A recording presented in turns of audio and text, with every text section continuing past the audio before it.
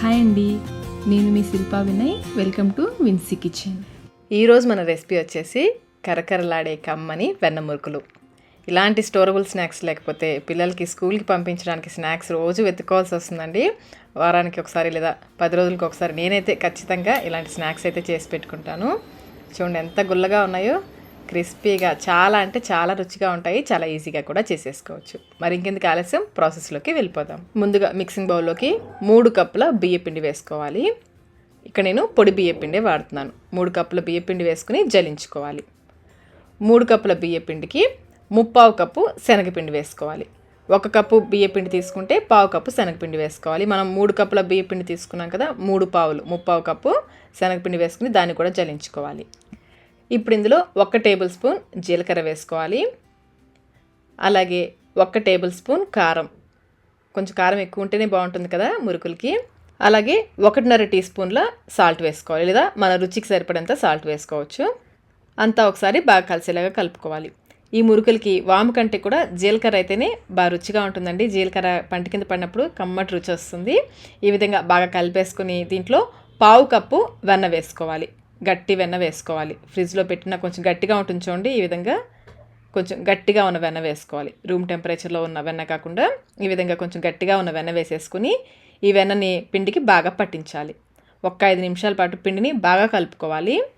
ఇలా ఫ్రిడ్జ్లో నుంచి తీసిన గట్టి వెన్న వేసుకుని బాగా కలిపితే మురుకులు బాగా గుల్లగా వస్తాయి. పిండిని చూడే విధంగా 2 చేతులతో బాగా రబ్ చేస్తున్నట్లుగా కలుపుకోవాలి. బాగా కలిపిన తర్వాత పిండి ఈ విధంగా ఉంటుంది. ఇప్పుడు ఒకసారి ఈ పొడి పిండిని టేస్ట్ చెక్ చేసుకుని మీకు సాల్ట్ కానీ కారం కానీ తగితే వేసి కలుపుకోవచ్చు. నాకైతే అన్నీ కరెక్ట్గా సరిపోయాయి. ఇప్పుడు ఇందులో కొంచెం కొంచెం నీళ్ళు పోసుకుంటూ పిండిని కలుపుకోవాలి. వేడి నీళ్ళు కాదండి, చల్లటి నీళ్ళే. కొంచెం కొంచెం పోసుకుంటూ పిండిని బాగా కలుపుకోవాలి. చూడండి, పిండిని ఈ విధంగా బాగా మర్దన చేస్తూ కలుపుకోవాలి. పిండిని ఎంత బాగా కలిపితే మనకి మురుకులు అంత గుల్లగా వస్తాయి. కొంచెం పిండే కాబట్టి నేను మొత్తం ఒకేసారి కలిపేశానండి. అదే ఎక్కువ క్వాంటిటీలో చేస్తున్నట్లయితే కొంచెం కొంచెం పిండి కలుపుకుంటూ మురుకులు ఒత్తుకుంటే మనకి చివరి మురుకు వరకు కూడా బాగా గుల్లగా వస్తాయి. పిండిని మరీ గట్టిగా కాకుండా అలానే మరీ సాఫ్ట్గా కాకుండా చూడండి ఈ విధంగా కలుపుకోవాలి. మురుకులకి పిండి రెడీ అయిపోయింది. కొంచెం పిండిని తీసుకుని ప్రతిసారి మురుకులు గొట్టంలో పెట్టే ప్రతిసారి పిండిని కొంచెం మదన చేస్తున్నట్లుగా కలుపుకొని అప్పుడు మురుకులు గొట్టంలో పెట్టాలి. స్టార్ ప్లేట్ నుంచేసి తగినంత పిండి పెట్టేసుకుని ఈ మిగిలిన పిండి ఆరిపోకుండా తడి క్లాత్తో కవర్ చేసుకోవాలి. డీప్ ఫ్రైకి సరిపడా నూనెని పెట్టేసి నూనె బాగా కాగిన తర్వాత మురుకులు నొత్తుకోవాలి. నూనెకి సరిపడా ఒకేసారి పెద్ద మురుకు వేసేసుకోండి. ఈ మురుకుల్ని కూడా కాల్చే పద్ధతిలో ఒక చిన్న టెక్నిక్ ఉంటుంది, అదేంటో కూడా చూద్దాము. ఇలా వేసేసుకొని ఇది పైన నురగలు కొంచెం తగ్గేంత వరకు కాలనివ్వాలి.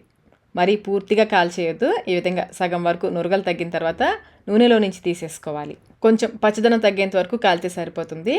ఇలాగే మిగిలిన పిండితో కూడా మురుకులన్నీ వేసేసుకోవాలి. ఇలా మురుకులన్నీ కూడా సగం వరకు కాల్చేసుకొని తర్వాత మళ్ళీ వాటిని రెండోసారి వేయిస్తాము. అలా వేయించడం వల్ల ఈ మురుకులు రంగు మారకుండా చక్కగా లోపల వరకు కూడా బాగా వేగి కరకరలాడుతూ వస్తాయి, బాగా క్రిస్పీగా వస్తాయి. ఈ వేయించిన మురుకులన్నీ కూడా ఒక జాలిగిన్నెలోకి వేసేసుకోండి. ఇలా అన్నీ వేయించేసుకుని వీటిని చూడండి ఈ విధంగా ముక్కలుగా చేసుకోవాలి. ముక్కలుగా చేయిస్తే మనకి చక్కగా వేగుతాయి. అంతా కూడా మళ్ళీ ఇలా చుట్టలాగా వేసేయకుండా ఈ విధంగా ముక్కలుగా చేసి వేయిస్తే చక్కగా వేగుతాయి. ఇలా అన్నీ ముక్కలు చేసేసుకుని మళ్ళీ నూనెలో కొంచెం కొంచెం ఈ ముక్కలు వేసేసుకుంటూ లైట్గా వేయించుకోవాలి. మా అత్తయ్య గారు అయితే ఎప్పుడు మురుకులు చేసినా కానీ ఈ విధంగా 2 సార్లుగా వేయిస్తారు. ఇవి కొంచెం లావుగా ఉంటాయి కదా, ఒకేసారి వేయిస్తే పైన రంగు మారిపోతూ ఉంటుంది. కొంచెం క్రిస్పీగా వేగేంత వరకు ఉంచామంటే పైన ఎక్కువ కాలిపోయినట్లుగా అయిపోతుంది.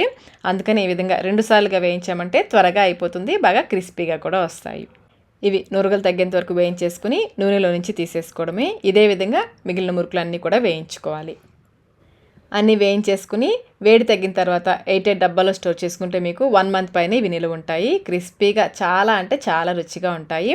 ఇలా వీలు కుదిరినప్పుడు మనం మురుకులు లాంటివి చేసి పెట్టుకున్నామంటే పిల్లలకి స్కూల్కి స్నాక్స్గా పంపించడానికి, లేదంటే మనం టీ టైంలో స్నాక్స్ లాగా తినడానికి చాలా బాగుంటాయి. చివర్లో కొంచెం కరివేపాకు కూడా వేసి వేయించుకొని తీసేసుకుని ఈ మురుకులతో పాటు వేస్తే కమ్మటి రుచి వస్తుందండి. చూసారు కదా ఎంత ఈజీగా చేసుకున్నామో, చాలా క్రిస్పీగా, చూడండి ఎంత గుల్లగా వచ్చాయో. టేస్ట్ కూడా చాలా చాలా బాగుంటాయి. తినేటప్పుడు ఆ జీలకర్ర తగులుతుంటే భలే రుచిగా ఉంటాయి. మరి ఇంకెందుకు ఆలస్యం, మీరు ట్రై చేసి మీకు టేస్ట్ ఎలా అనిపించిందో మాకు కమెంట్ రూపంలో తెలియచేయండి. ఈ వీడియో మీకు నచ్చినట్లయితే లైక్ చేయండి, మీ ఫ్రెండ్స్కి ఫ్యామిలీ మెంబర్స్కి షేర్ చేయండి. Thank you.